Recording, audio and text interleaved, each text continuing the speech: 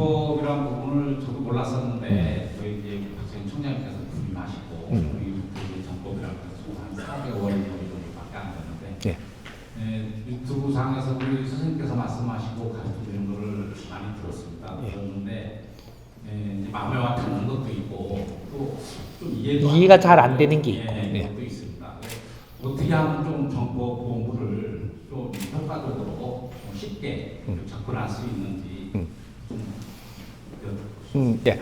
처음에 우리가 이 정법을 접하는 거는 이거는 진리로 가리키는 법칙입니다. 그러니까 우리가 이때까지 지식을 갖춘 거는 논리로 세상에 꺼내놓은 거를 우리가 정보를 인수받은 거죠. 이때까지 이 사회가 모든 정보를 흡수를 하는 이 논리를 생산을 한 이 지식이라고 하는 이런 것들을 우리는 공급을 받은 게 되는 겁니다. 그런데 이런 걸 어느 정도 이제 다 받고 나니까 어떤 일이 생기냐?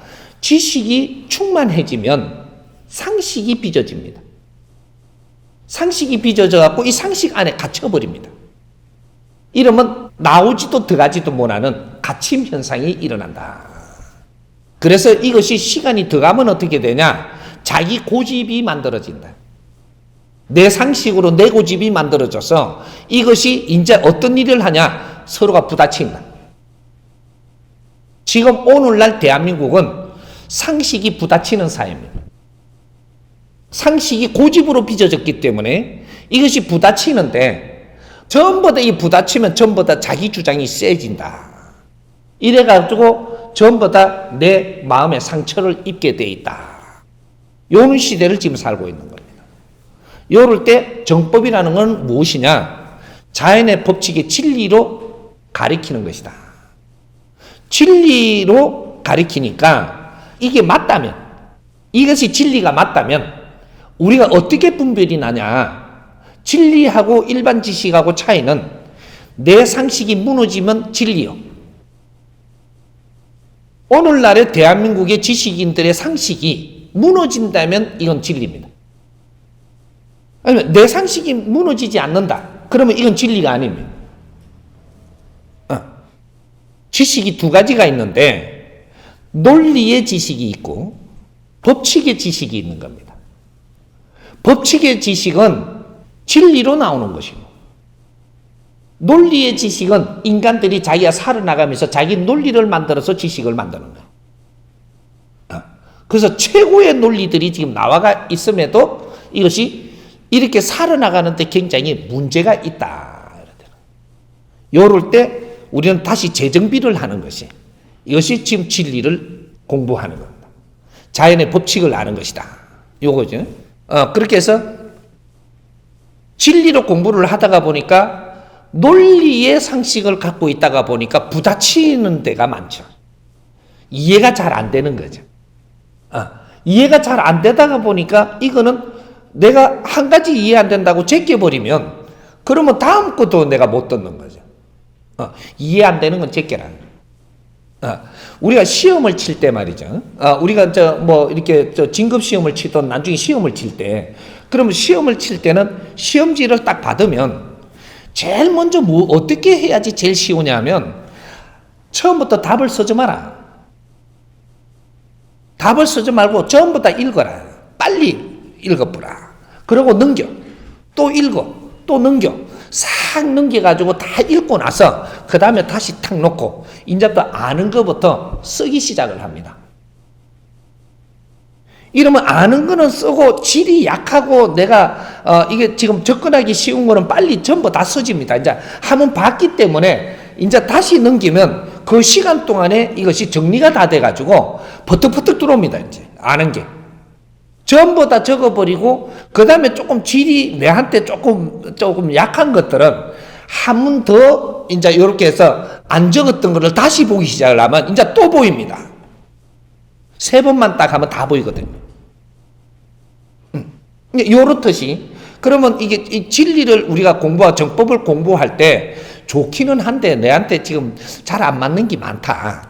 그럴 때 안 맞는 거는 그냥 듣고 넘기고 그냥 듣고 넘기라. 이걸 붙들고 싸우지 말아요. 넘기고 전부 다 흡수하고 그 다음에 다시 한번 들으면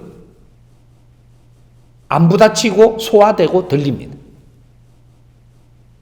우리는 아는 만큼 이해되는 거거든요. 이해가 안 된다라는 이 분야에 대해서 지금 모르는 겁니다. 우리가 만일에 이것이 내가 아는 거라면 이해를 해가지고 요걸 아닌 걸로 맞든지 맞는 거로 맞든지 둘 중에 하나 일어나는 거죠. 그런데 이해가 안 된다라는 것은 내가 그 분야를 잘 모르는 거예요. 모르니까 이거를 싸우지 말고 제끼 놓으라는 거죠.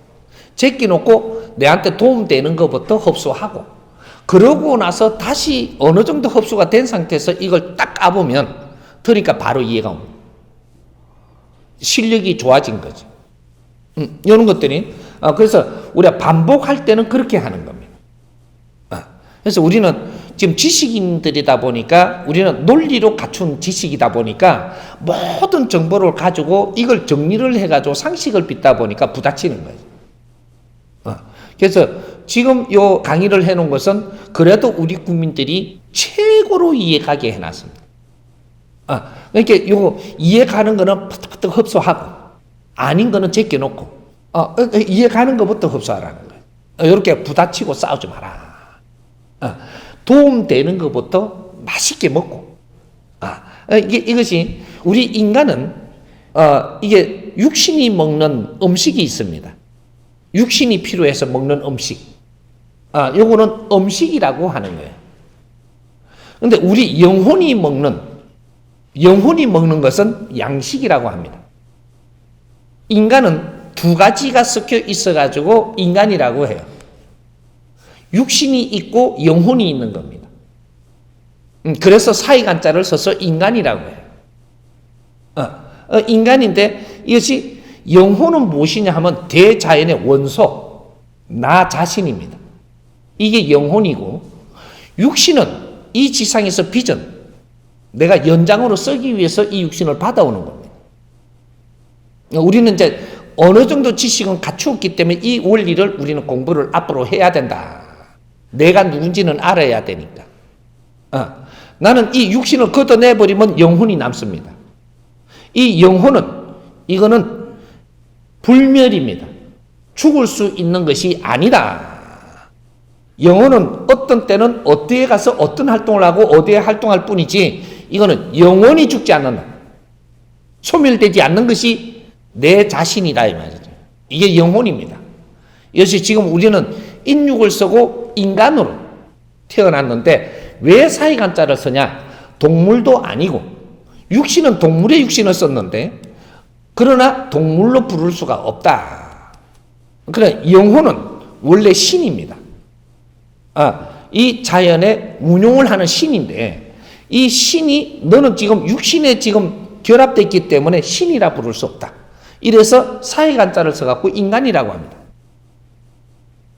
그래서 우리 신들이 왜 육신을 쓰고 지금 왔느냐? 내 영혼에 아직 질량이 모자라서 키우려고. 이것은 영혼이 내가 이게 섭취해야 되는, 먹어야 되는 이것이 양식이라고 하고, 그래서 영혼의 양식이라고 하는 것이 지식입니다.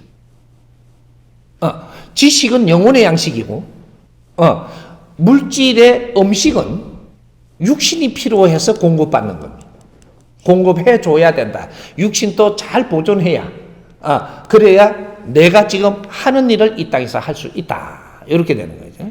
그래서 우리는 음식도 잘 먹어야 되고, 이 양식도 잘 먹어야 된다.